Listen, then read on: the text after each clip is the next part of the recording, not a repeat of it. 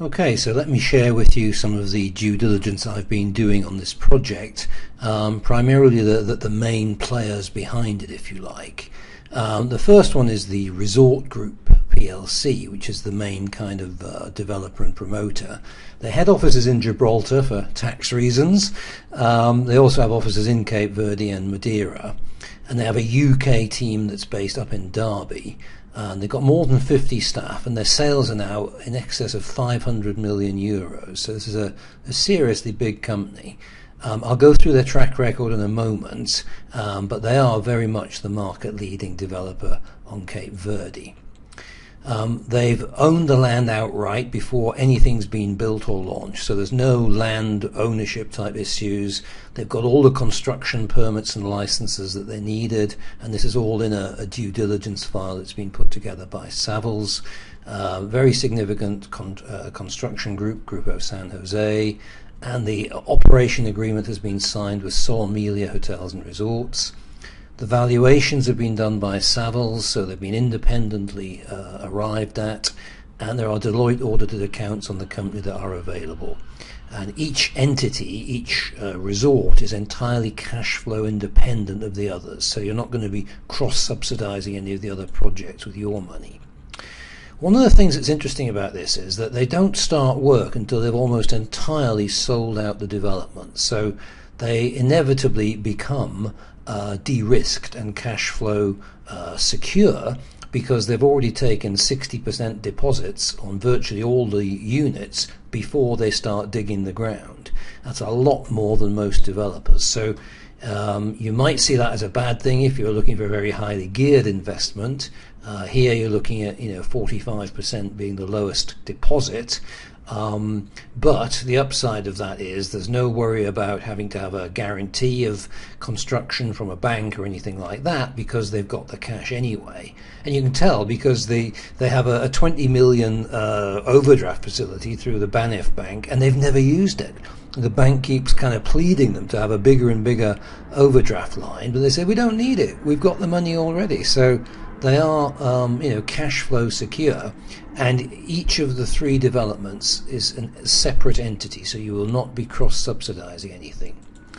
They're also very careful with their choice of partners. They've got Savills as their sort of real estate partner who do the valuations and the due diligence on the land and all the various construction permits. The bank that can provide Portuguese mortgages, albeit I have to say they're not particularly great interest rates compared to what we're used to in Britain or France. The developer, Grupo San Jose, massive company, 1.3 billion turnover. They ain't going anywhere. They're going to be there to get the job done.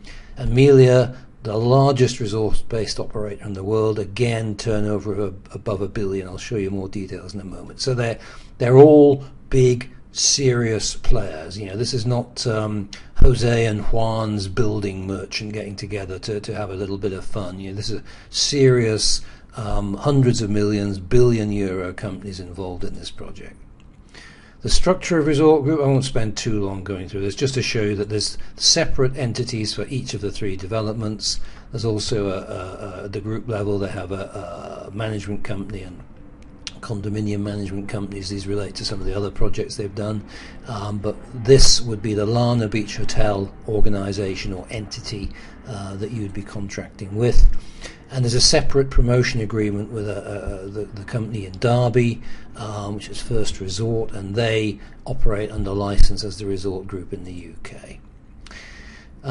This is the staff based in Gibraltar, the board of directors and the operational staff.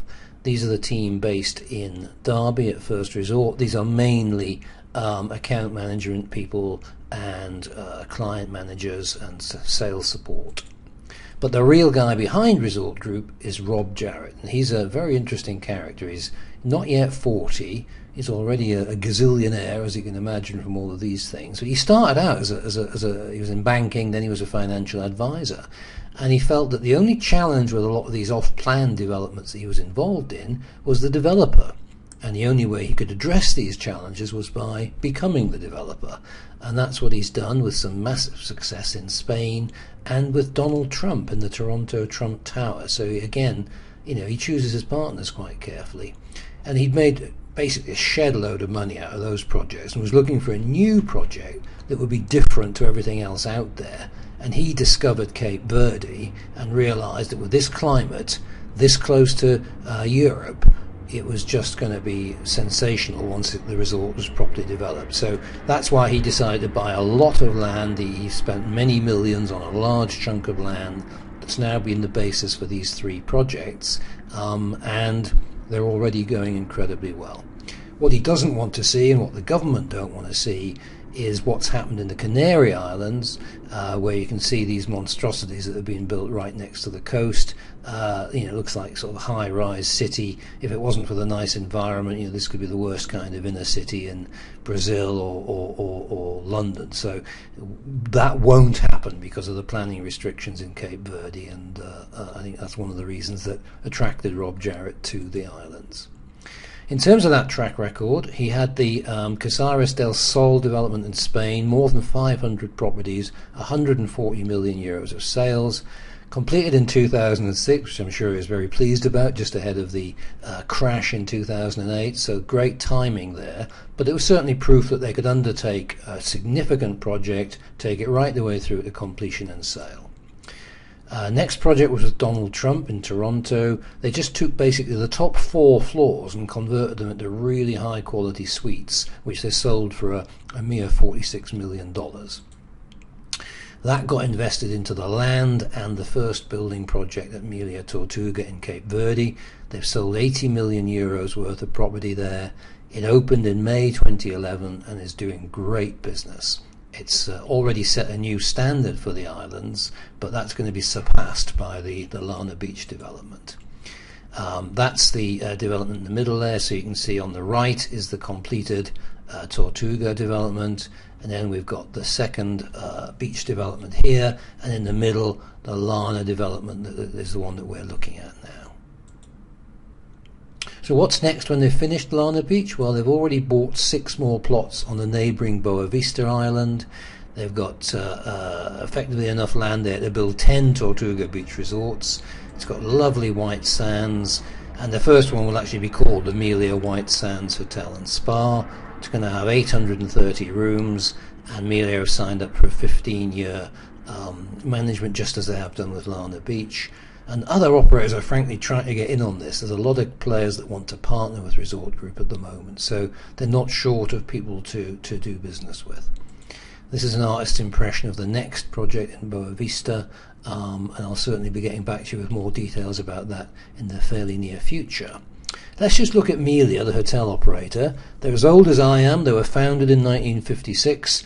Not a particularly well-known name in Britain, but when you look at their portfolio, you'll see that they really are a very serious player. Over €1 billion turnover, 35,000 staff, more than 300 hotels in 30 countries. Their website gets 4.5 million visits a month. It's just bizarre. 5.3 million registered customers. So with these guys operating the place, and with the major tour operators crying out for beds in their place, I don't think we're going to be short of skills or of people coming to it. Very quickly, they've got 13 under their Gran Melia brand across Latin America and the Caribbean. They've got some under the Me brand in Spain and Mexico. Some business hotels in Germany called Inside. 93 hotels. I assume that's pronounced Trip and not Tripe, but they've got 93 under that brand worldwide. Another 66 Sol hotels across Spain, 94 under the Melia brand, and 7 under the Paradisus brand in Costa Rica, Cuba, and Dominican Republic. So, we're just talking a very serious player here. So no problems in terms of my due diligence with either the Resort Group or Sol Melia. Let's remind ourselves while we're doing it, these are the average daily temperatures. You'll see the lowest it gets is 24 degrees in January, 25 degrees on Christmas Day, but it doesn't get horribly high. I don't know about you, but I just can't cope in temperatures of 45, 50 degrees, so it never gets above 30. So you can have really lovely warm weather, no humidity because of the trade winds that blow that away, and in the resort's location you've just got these perfect beaches, beautiful sunsets, and those kind of temperatures all year round. That's what I'm talking about. Beautiful sand, clear blue water. Who wouldn't want to spend a few weeks there each year?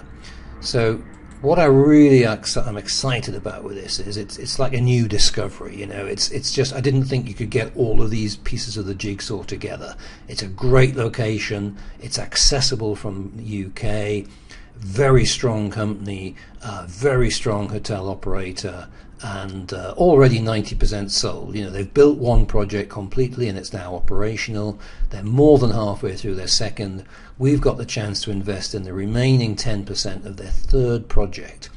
And as I said to you in one of the other videos, it's not just the junk that's left. There are all kinds of apartments everywhere across the development. That's how they've managed the phasing of the releases. So whatever your budget, whatever your preference, I think there'll be something for you.